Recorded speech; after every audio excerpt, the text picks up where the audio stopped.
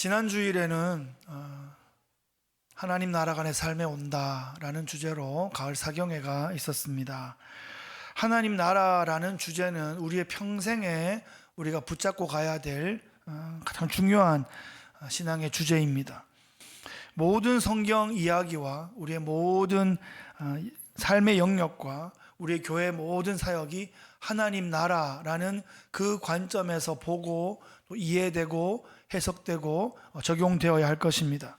오늘 이 본문도 하나님 나라라는 관점에서 살펴보고 또 우리의 삶과 사역에 적용해 보면 좋겠습니다. 오늘 이 본문의 배경은 고난주간의 화요일입니다. 바로 어제 예수님께서 그 성전 뜰에 펼쳐져 있는 유월절 장터를 다 흐트러뜨리시고 성전 카르텔이 만들어 놓은 그 만몬의 놀이터에 폭탄을 던지셨습니다. 상인들은 쫓겨났고 대제사장과 사두개인들 돈줄이 끊겼고 로마 총독과 그 관리들은 이번 유월절 절기에 상납금을 받기가 좀 애매하게 되어버렸습니다. 바로 그 다음날 예수님 깨끗하게 정돈된 그 성전 뜰에서 말씀을 전하고 있는데, 바로 전문맥에 보면 누가는 예수님께서 성전에서 복음을 전하셨다 이렇게 기록하고 있습니다.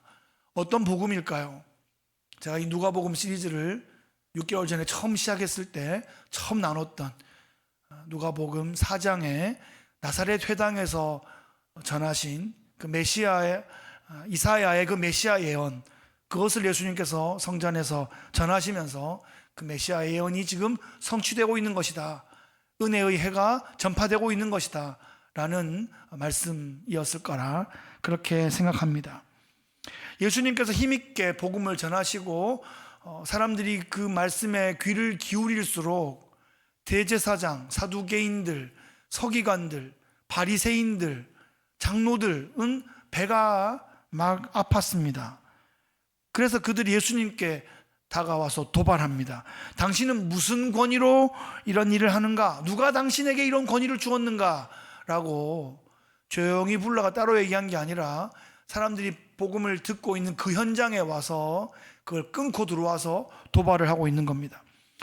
이 백성들의 지도자들인 이 엘리트 종교인들은 자신들이야말로 하나님께로부터 백성들을 다스릴 권위를 부여받은 사람들이다 라고 스스로 생각하는데, 예수님은 공식적인 학력도 없고 계파도 없고 무슨 족보도 없는 사람이 나사렛 무슨 목수의 아들이 갑자기 이렇게 나타나서 무슨 불법 무면허 강의하는 것처럼 사람들을 이렇게 막 모아대고 자기들의 인기가 점점 떨어지니까 당장 축출하고 싶은 거죠. 백성들이 지금 이 장면을 다 보고 있는 거예요. 그래서 그들은 더욱더 강력하게 권위적으로 예수님을 몰아붙이고 있습니다. 예수님께서는 대답 대신에 이렇게 질문하십니다. 그렇다면 요한의 세례가 하늘로부터냐 사람으로부터냐? 라고 물으십니다. 그들은 당황했습니다. 왜냐하면 이 요한의 세례를 하늘로부터라고 말하기도 좀 그렇고 사람으로부터라고 말하면 그 비난과 그 공격을 또 감당할 수가 없어서 모르겠다 이렇게 말합니다.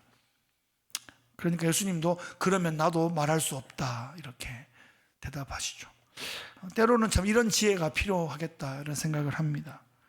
종교 지도자들의 말문이 막혀버리자 예수님께서는 이 광경을 지켜보고 있던 백성들에게 이 비유를 들려주십니다.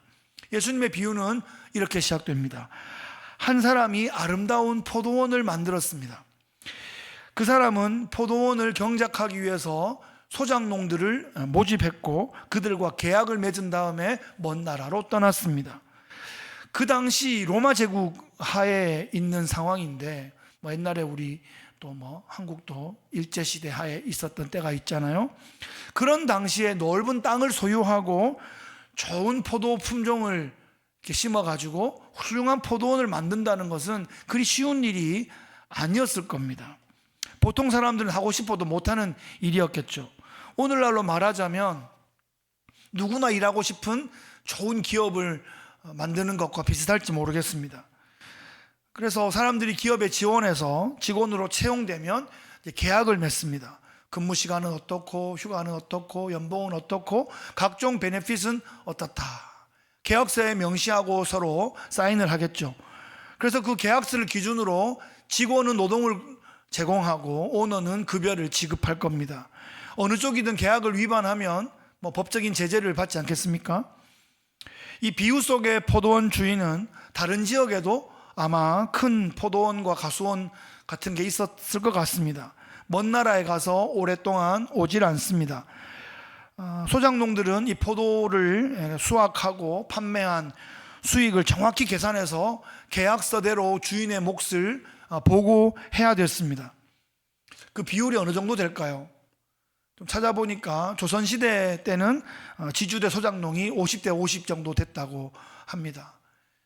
제가 어릴 때 살았던 그 시골에 과수원도 많고 논도 많았는데 저는 논에서 막 일하시면 다 자기 땅인가 싶었더니 지나가다가 아저씨한테 물어보니까 이 주인은 대구에 있어요. 그러고 옆밭 주인은 서울에 있어요. 막 그러시는 거예요.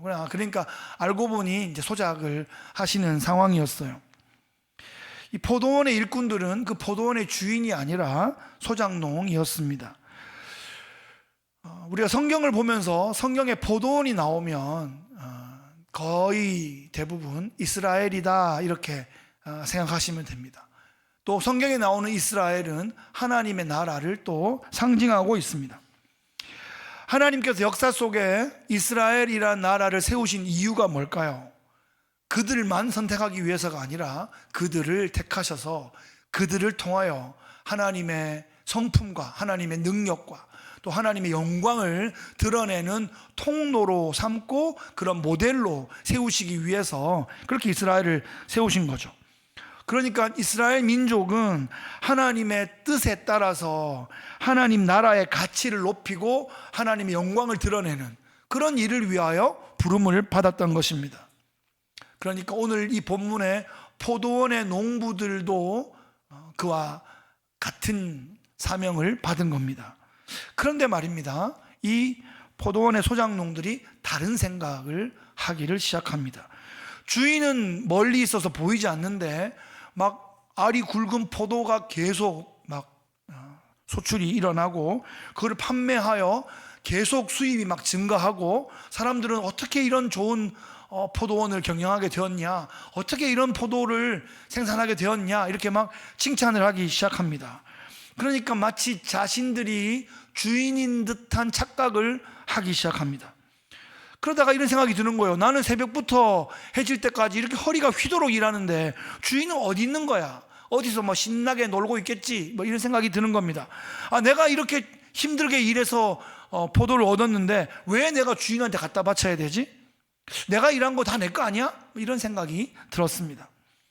이 소작농들은 주인의 몫을 떼주려 하니까 마치 자기가 일한 것을 뺏기는 것 같은 그런 생각이 들기를 시작했습니다.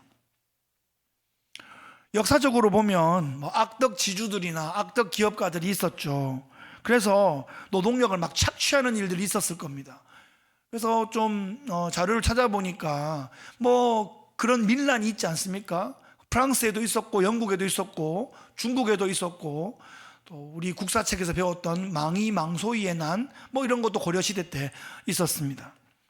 이런 밀란들은 지배층의 그런 억압과 수탈에 저항했던 민중항쟁이었습니다. 그런데 선한 주인이 최선을 다해서 좋은 일터를 마련하고 적절한 보상을 해도 이 일꾼들이 자신들의 역할을 망각하고 난을 일으키는 경우들도 있었습니다. 오늘날의 이런 기업 환경 속에서도 강성 노조 때문에 경영이 어려운 경우도 있는 것 같습니다. 치열한 글로벌 기업 환경 가운데 계약을 따내고 또 기업을 합병하기도 하고 MOU를 맺기도 하고 그렇게 일할 수 있는 환경들을 준비하고 열어주는 것은 아무나 할 수 있는 일은 아니겠죠. 우리는 기업가들의 그런 은사와 능력들을 또 인정하고 함께 협력할 때 모두가 함께 잘 살 수 있을 겁니다. 오늘 이 비유 속에 있는 이 포도원의 소작농들은 멀리 있는 주인을 무시해 버립니다. 그리고 자기들이 마치 주인인 양 활개를 치고 있습니다. 그 증거가 바로 여기 10절에 나옵니다. 때가 이름에 포도원 소출 얼마를 바치게 하려고 한 종을 농부들에게 보내니 농부들이 종을 몹시 때리고 거저 보내었거늘. 자, 포도를 수확할 때가 됐어요. 주인은 처음 계약한 대로 그 포도원의 소출에 주인 몫을 얻기 위해서 종을 보냈습니다. 여러분, 주인이 보낸 종과 또 포도원에 있는 농부들 사이의 관계는 어떨까요? 사실 이 종이 농부들보다 별로 나을 게 없을 수도 있습니다. 직급이 낮을 수도 있고, 체격이 더 왜소할 수도 있고, 학력이 낮을 수도 있고, 배경이 별로 좋지 않을 수도 있습니다. 그런데 이 종은 주인의 심부름을 왔기 때문에 주인의 권위를 대리하고 있는 것입니다. 종은 이 농부들에게 올해 수확량이 어떤지, 매출은 어떤지, 주인의 몫이 얼마인지 이것을 확인하고 요구할 의무도 있고 사명도 있고 책임도 있는 것입니다. 그런데 이 농부들이 이 종을 미워하는 거예요. 이 종만 없으면 이 포도원에서 자신들이 주인 행세를 할 수 있겠다는 생각이 막 들기 시작했습니다. 그런 재미있는 생각이 막 드는 거예요. 그래서 종을 심하게 때려가지고 빈손으로 보냈습니다. 쩔뚝거리며 돌아온 종을 보고 주인이 황당해하면서 두 번째 종을 보냈습니다. 그런데 이 종도 심하게 두들겨 맞고 빈손으로 돌아왔습니다. 당황해서 세 번째 종을 보냈는데 역시 심하게 맞고 그냥 빈털터리로 돌아온 겁니다. 주인이 화가 났겠죠. 화가 났습니다. 그래서 어떻게 할까 하다가 마지막으로 사랑하는 아들을 보냅니다. 아들은 혹 존중해 주지 않겠나 하고 보냈는데 이 농부들이 생각을 하다가 이제 아주 어리석은 생각을 하기 시작합니다. 이 아들은 상속자이니 이를 죽이면 이 포도원이 우리 것이 되겠다. 이 얼마나 어리석은 생각입니까? 주인이 아직 충분한 힘을 가지고 있는데 그 주인이 안 보인다고 아들을 죽여버리는 겁니다. 포도원 밖으로 내쫓아 죽였습니다. 이게 바로 이스라엘 역사라는 겁니다. 하나님께서 약속의 땅을 마련해 주시고 거기에 아브라함의 후손을 민족으로 만드셔서 그 땅에 보내주시고 신명기의 법대로 순종하여서 하나님 나라를 멋지게 이루라고 젖과 꿀이 흐르는 땅으로 이루라고 그렇게 맡겨주시고 혹시 까먹을까봐 때마다 시마다 선지자들을 보내주셨는데 이 백성과 이 백성의 지도자들이 이 선지자들의 말을 듣지 않고 자기 마음대로 하는 겁니다. 하나님께서 엘리야도 보내시고 엘리사도 보내시고 예레미야도 보내시고 마지막에는 말라기도 보내셨는데 그 선지자들의 경고를 무시할 뿐 아니라 그들을 협박하고 죽이려 하고 심지어 죽이기도 했습니다. 그것은 하나님에 대한 도전이었고 그 결과가 어땠습니까? 그 공동체가 몰락한 거예요. 그 땅에서 쫓겨난 거예요. 400년 동안의 침묵이 있었던 거예요. 그 시대에 축출을 당하고 수치를 당하는 그런 일들이 벌어졌습니다. 이제 그들은 이 비유 속에 예언한 대로 며칠 후에 그저께 호산나 다윗의 자손이여 막 종려가지를 흔들던 그들이 실제로 하나님의 아들 예수 그리스도를 십자가에 못 박아버리게 될 것입니다. 그날 이후로 이스라엘 민족은 메시아를 십자가에 못 박아버린 그 대가를 톡톡히 치르고 있습니다. 여러분, 아끼는 종들이 구타를 당하고 사랑하는 아들이 목숨을 잃는 그 사건을 겪은 이 포도원 주인은 어떻게 대응할까요? 우리가 분명히 알아야 할 것은 포도원 주인이 지금 보이지 않아서 그렇지 힘이 없는 사람이 아니라는 것입니다. 돈이 없는 사람도 아닙니다. 이 소작농들에 비해서는 거의 전지전능할 정도의 힘을 가지고 있는 사람이 지금 이 주인입니다. 주인이 눈에 보이지 않는다고 만만하게 보면 안 되는 것이에요. 예쁜 사람들이 있습니다. 돈이 많은 사람들이 있습니다. 아주 권력이 있는 사람들이 있습니다. 이 사람들이 하나님이 보이지 않는다고 해서 공개적으로 하나님을 막 모독하는 사람들이 있습니다. 그런 사람들 밤에 갑자기 벼락치면 다 침대 밑으로 기어들어가는 사람들입니다. 인간 안에 근본적인 두려움이 있어요. 이 땅에서 받은 권력을 최대한 유지하려고 옛날에는 막 불로초를 구하러 다녔지만 요즘은 뭐 피도 갈고 뭐 장기도 갈아가면서 어쨌든 오래 살려고, 우리가 아는 이 지구에 가장 유명한 권력자 둘이가 만나가지고 우리 150년까지 살자 뭐 이런 얘기를 했대요. 지금 현대의학으로 가능하다 그러면서 무슨 일이 벌어지는 겁니까? 지금 가장 하나님 앞에 서기를 두려워하기 때문에 최대한 이 땅에서의 기간을 길게 해보려고 발악을 하는 겁니다. 하나님께서 다 보고 계십니다. 하나님을 공개적으로 무시하는 사람들 끝이 좋지 않습니다. 하나님께서 무능하셔서 지금 이 상황을 그대로 두시는 것 같습니까? 그렇지 않아요. 다른 이유 때문에 이 때를 유보하고 있는 겁니다. 택한 백성이 다시 돌아올 수 있는 그 시간 때문에 좀 더 기다려주는 거지.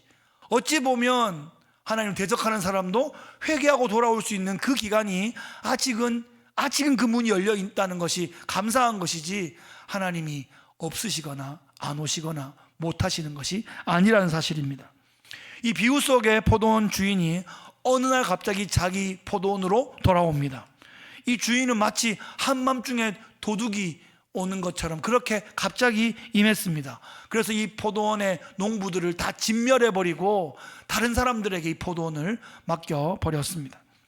사실 역사적으로 보면 이스라엘이 반역했기 때문에 구원의 기회가 이방인들인 우리에게 오게 된 것이죠.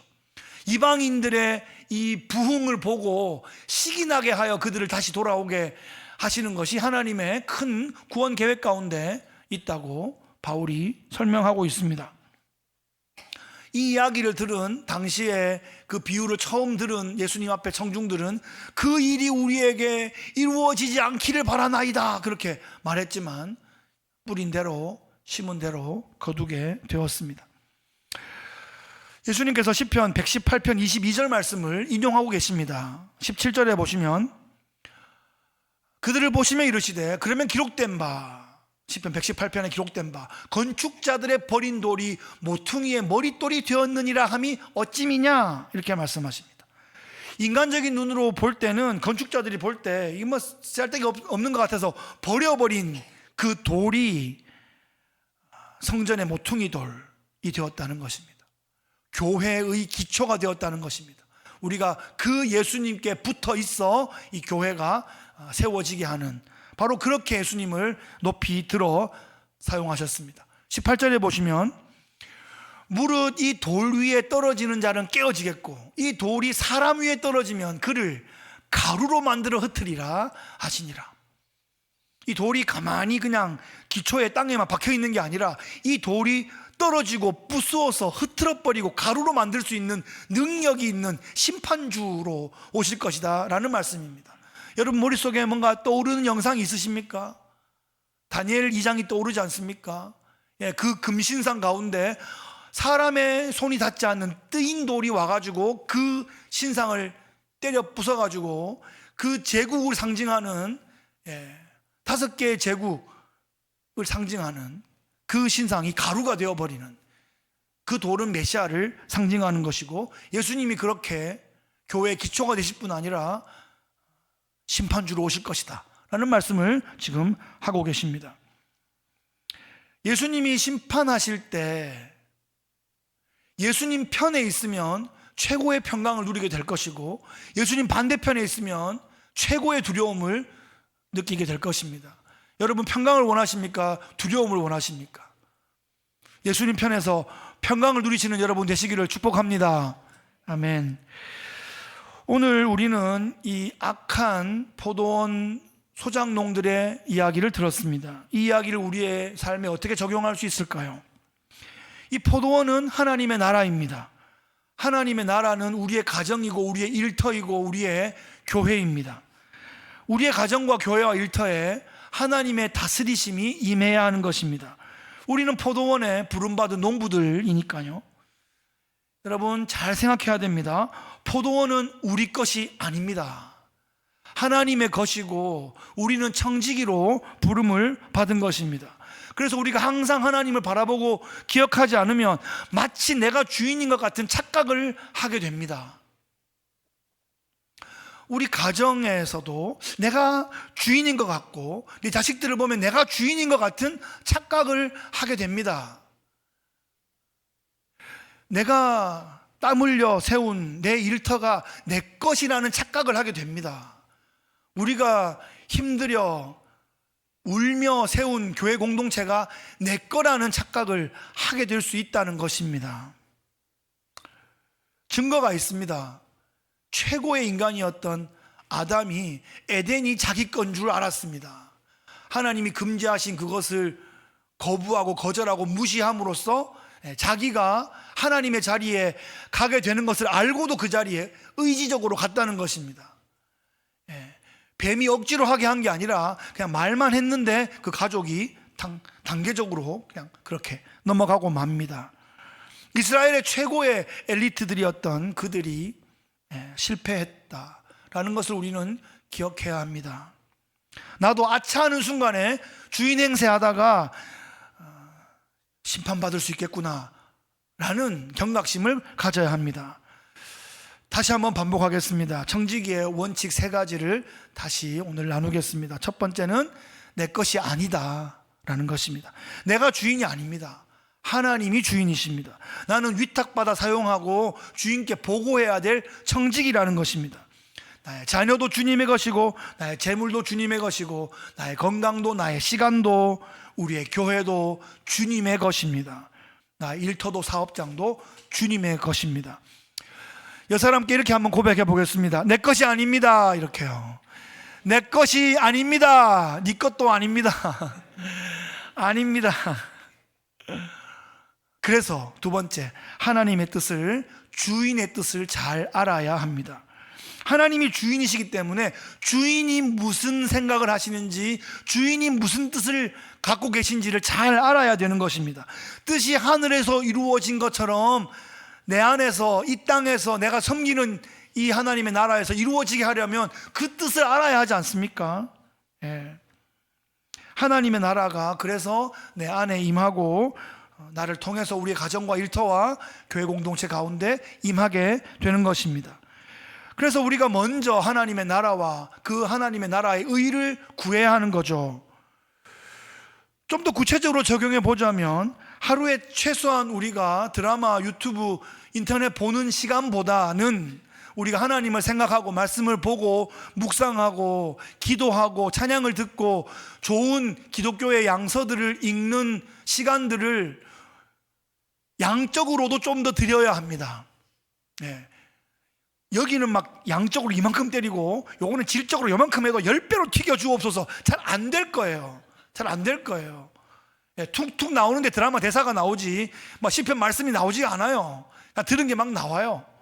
본 게 그냥 나오고, 어디서 들은 말투인가 그랬더니 그 드라마에서 시어머니가 하는 말투를 자기가 따라하고 있는 거예요. 딸이 막 그냥 막 덤비는 말투를 그냥 막 따라하고 있는 거예요. 우리의 머리가 얼마나 좋은지 아십니까? 정보가 막 들어온 거를 이 안에서 종합하고 잘 가지고 있다가 필요한데 슝슝슝 내보낸 거예요. 인풋이 있으면 그게 아웃풋이 반드시 된다는 것입니다. 하나님 뜻을 알기 위해서 우리가 애써야 되고, 기도해야 되고, 노력해야 되고, 영적인 인풋을 해야 한다는 것입니다. 뿌린 대로 거두고 심은 대로 거두는 법칙이 있습니다. 옆 사람에게 한 번 더 고백하겠습니다. 주인의 뜻을 잘 알아야 됩니다. 이렇게요. 하나님 뜻을 우리가 잘 알아야 됩니다. 그 노력을 해야 됩니다. 세 번째로, 마지막으로 결산할 때가 있다는 것입니다. 결산할 때가 있다. 지난주가 한국 절기로 추석이었습니다. 1년 중에 가장 큰 달을, 제 평생에 제일 큰 달을 본 것 같습니다. 항상 추석 때쯤에 달이 좀 크긴 컸는데 이번 월요일 밤에 본 달은 눈앞에서 이렇게 운전하는 눈앞에 딱 떠 있는데, 오씨 목성인가 할 정도로 되게 큰 달이 쟁반같이 둥근 달이 떠 있었어요. 이야, 달 크다. 추석이 되면 제철 과일들이 막 쏟아집니다. 그리고 황금 들녘에 이렇게 벼 수확이 이제 절정기가 되죠. 그래서 추석은 그게 풍성한 겁니다. 그래서 뭐 항상 한가위만 같아라 뭐 이런 말도 있습니다. 굶을 사람은 없을 겁니다. 하여튼 풍성해서 그렇습니다. 봄에 씨앗을 뿌리면 추석 무렵에 결실하게 되어 있습니다. 우리가 뿌린 것은 거두게 되어 있습니다. 자식 농사도 열매를 볼 때가 있을 겁니다. 내 인생에 농사도, 이 여정도 하나님 앞에서 결산할 때가 있을 겁니다. 그날은 반드시 옵니다. 주인처럼 살다가는 심판받게 될 것이고, 청지기처럼 살면 반드시 칭찬받게 될 것입니다. 마지막으로 고백하겠습니다. 옆 사람하고 결산하는 날이 옵니다. 이렇게요. 그날이 옵니다, 여러분. 할렐루야. 말씀을 마무리하겠습니다. 오늘 말씀의 제목은 포도원의 주인은 하나님이십니다 라는 제목입니다. 유대 엘리트 종교 지도자들이 이스라엘이 자기 건 줄 알았습니다. 이 포도원이 자기 건 줄 알았어요.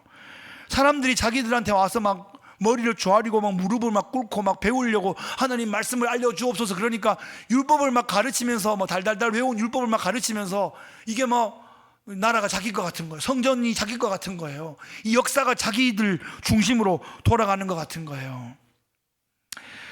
그러나 하나님께서 친히 세우신 이 이스라엘 민족 가운데 하나님께서 당신의 주권을 주장하셨습니다. 여러분, 네덜란드의 유명한 그 아브라함 카이퍼라는 총리가 있었습니다. 이런 말을 했어요. 당신의 삶에서 그리스도께서 자신의 것이라고 주장하지 않는 땅은 한 평도 없다라고 말했습니다. 이것이 유명한 영역 주권이라는 개념인데, 오늘날의 개혁주의 장로교 신앙의 핵심적인 그런 사상입니다. 어릴 때 들었던, 주일학교 때 선생님한테 들었던 얘기인데 커서 보니까 소설이더라고요. 그 톨스토이의 사람에게는 얼마만큼의 땅이 필요한가라는 짧은 소설이 있습니다. 욕심 많은 농부가 해질녘까지 걸어서 온 땅은 다 네 거다라는 그 조건을 듣고 너무 욕심을 내다가 해질녘에 도착을 했는데 그 마지막 결승선에 쓰러져 가지고 고마 죽어버렸다라는 겁니다. 그러면 그 사람 땅은 수십만 평, 이 땅이 아니라 딱 누울 만한 2평밖에는 그가 가진 땅이 없었다라는 거죠. 인생의 성패는 하나님의 주권을 인정하면서 하나님의 다스리심을 내가 기쁘게 받을 수 있는가, 거기에 달려 있다는 겁니다. 사랑하는 성도 여러분, 하나님께서 우리에게 포도원을 맡기셨습니다. 우리 뉴 잉글랜드 은혜 장로교회라는 포도원에서 우리는 함께 일하고 있는 동역자들입니다. 이 포도원의 주인은 하나님이십니다. 우리가 하나님의 뜻에 순종하면서 청지기의 사명을 함께 잘 감당해야 하는 겁니다. 주인의 것을 돌려드릴 줄 알아야 하고 이웃과 나눌 줄 알아야 합니다. 하나님께서는 우리에게 이미 넉넉하게 공급하고 계시다는 그 확신과 그 믿음이 우리에게 필요합니다. 그럴 때 우리는 이 포도원에서 천국을 경험할 수 있을 것입니다. 지난주에 말씀 가운데 그랬죠. 천국과 지옥은 바로 우리 가까이에 와 있다라고요. 우리가 하나님의 다스리심을 받으면 천국을 누리는 것이고, 그 반대편에 서면 불안과 두려움과 낙심과 허무함 가운데 빠져버리게 되는 것입니다. 허무주의 아니면 쾌락주의로 빠지는 것이 이 세상에 자기가 주인 되어 사는 사람들의 모습입니다. 하나님의 다스리심 안에 있는 사람만 그 어떤 형편에 있든지 만족과 감사와 평강을 누리게 되는 것입니다. 사랑하는 성도 여러분, 하나님의 다스리심을 깊이 경험하는 행복한 포도원을 이루는 행복한 청지기들 다 되시기를 예수님 귀하신 이름으로 축복합니다. 아멘.